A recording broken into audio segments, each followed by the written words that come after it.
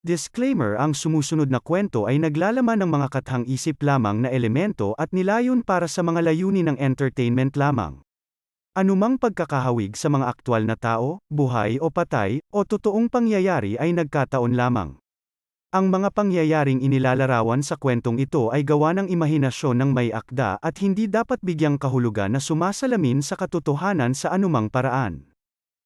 Sa isang maliit na nayon na matatagpuan sa kailaliman ng isang nakakatakot na kagubatan, may isang nilalang na minsan ay naninirahan na may mga mata na kasing pula ng kumikinang na mga baga at isang presensya na nagdulot ng panginginig sa mga tinik ng lahat ng nakatagpo nito. Ang nilalang na ito ay kilala bilang Red-Eye Demon.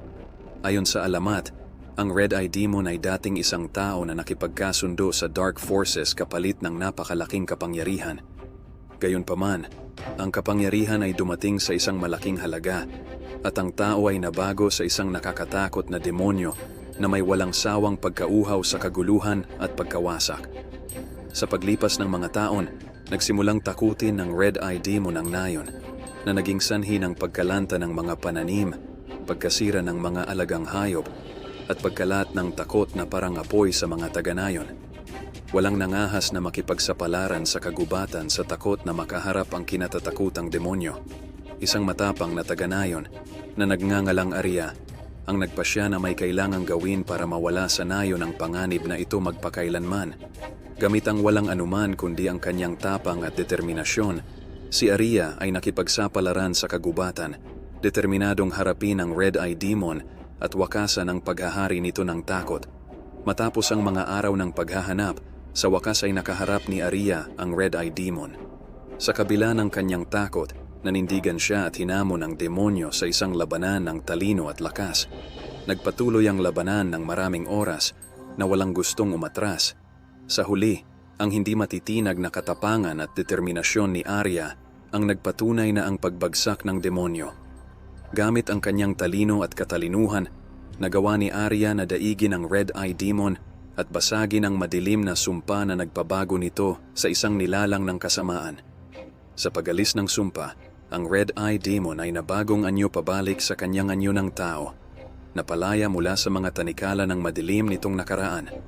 Nagpapasalamat sa katapangan at kabaitan ni Arya, ang dating demonyo ay nanumpa na gagamitin ang bagong tuklas na kalayan nito para protektahan ang nayon at bayaran ang mga nakarang paglabag nito. Mula sa araw na iyon, namuhay ng payapa ang nayon at ang kwento ni Arya at ng Red-Eye Demon ay naging kwento ng pag-asa at pagtubos. Isang paalala na kahit ang pinakamadilim na nilalang ay makakahanap ng liwanag at pagtubos kung bibigyan ng pagkakataon. At kaya, ang alamat ng Red-Eye Demon ay patuloy na sinasabi, isang testamento sa kapangyarihan ng katapangan, determinasyon at ang walang hanggang espiritu ng tao.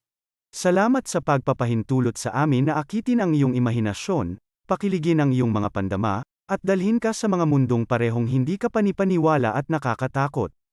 Ang iyong feedback, komento, at pakikipag-ugnayan ay nagbibigay inspirasyon sa amin na patuloy na itulak ang mga hangganan ng pagkukwento at upang lumikha ng nilalaman na sumasalamin sa iyo sa malalim at visceral na antas.